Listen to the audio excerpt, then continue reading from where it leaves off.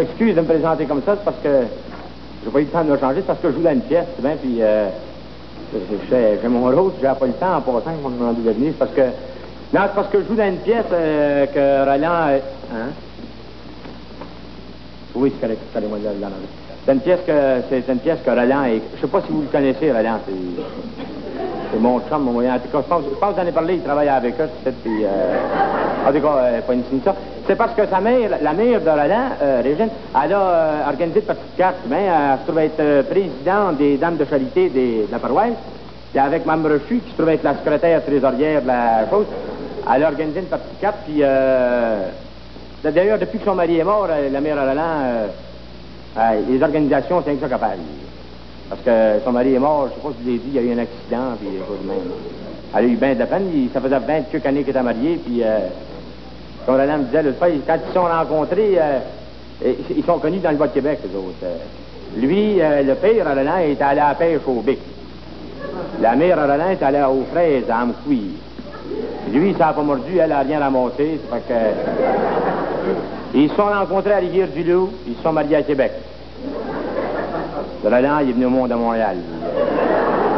C'est pas pour ça, c'est parce qu'elle a organisé une partie de carte au profit des loisirs de la paroisse. Ça fait qu'en plus de la partie de carte, il y avait une partie récréative et musicale, que je pourrais dire, mais puis Roland, il connaît ça, c'est comme une manière de showman, que je pourrais dire.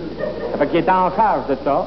Ça fait qu'il m'a demandé pour jouer dans la pièce, pas parce que je suis un bon acteur, mais j'ai quelques ressources à moi, ça fait que j'ai joué dans la pièce, puis c'est un drame. C'est bien bon, bien bon. C'est Roland, parce qu'il y a des instructions, c'est inspiré d'un auteur anglais, M. Shakespeare. La pièce, ça s'appelle La douleur surhumaine d'une mère aimante. Un gros succès depuis lundi. On a commencé lundi dernier. En tout cas, la partie 4 commence vers 8h30. Et ensuite de ça, Roland, en plus de ça, il avait engagé, pour jouer entre les actes, le temps de changer décor, il avait engagé un magicien, il faisait des tricks entre le premier et le deuxième. Puis ensuite, entre le deuxième et le troisième, quelques ballades, c'est bien, pour remplir un peu comme ça. Puis après ça, à la fin, il y avait de la finale, il chantait un peu, c'est ça.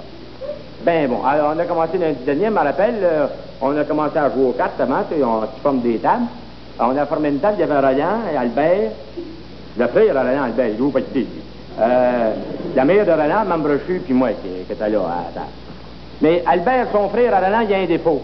Quand il joue aux cartes, on joue à 8, ça prend. Quand tu joues aux cartes, il faut qu'il voie de la mise, lui. Fait que tu prends 8 sans atout, quand même qu'il n'y a rien, il prend plus, lui. Avant ça, je suis à Mme Brochu au-dessus de la table, elle ne pas ça drôle, fait qu'on a arrêté ça vite, on est allé tout de suite en arrière se faire décorer à la face avant de commencer, parce qu'il y a des filles, il y a des comme des manières de maquillonneuses, que je dirais.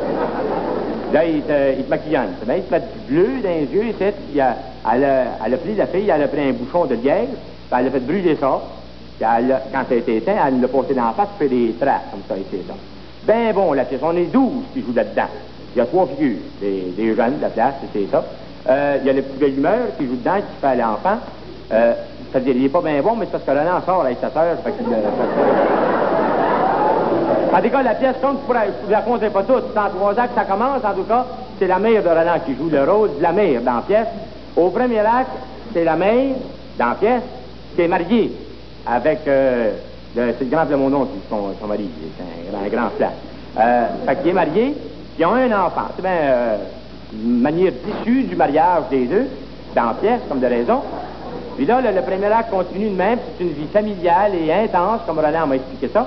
Puis là, après le premier acte, c'est le magicien, il fait que strict, le rideau se lève encore. Puis là, au deuxième acte, le mari de la femme, qui va être la mère de Roland, si vous me suivez, dans la pièce, le mari, il meurt dans un accident. Ça, c'est pas encore placé. Roland m'a dit qu'il faut que j'arrange ça un peu, parce qu'il meurt un peu fort de bord. Hein? En tout cas.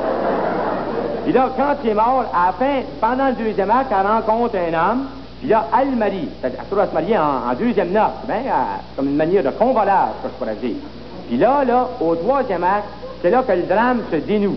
Vous savez, comme Roland m'a expliqué, la synopsis de la pièce, c'est bien ça. Là, le mari, il aime sa femme dans la pièce, mais il n'aime pas le petit gars, toujours dans la pièce. Ça fait que là, il rentre un soir, il sort, puis il se passe dans la pièce. Il rentre, puis il tue le petit gars. petit belle humeur. Fait que, ça finit comme ça. Là, il y a un grand drame, et c'est ça. Mais là, on a eu du trouble un grand bout de temps avec cette affaire-là. Parce que d'abord, Albert, il jouait dans la pièce, lui.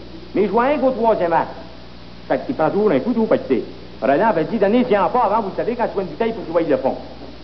Il réussit à se pacter pendant les 2 premiers actes, il arrive au troisième, il était bien pacté. Puis il faisait un échevin. Mais ça se fait pas, un échevin pacté. Bon. Il y a chose, le grand Plamondon qui rentre, il y avait une phrase à dire. Il va rentrer puis dire, brûlez vos vaisseaux. Il rentre puis il dit, vessez vos brûlots.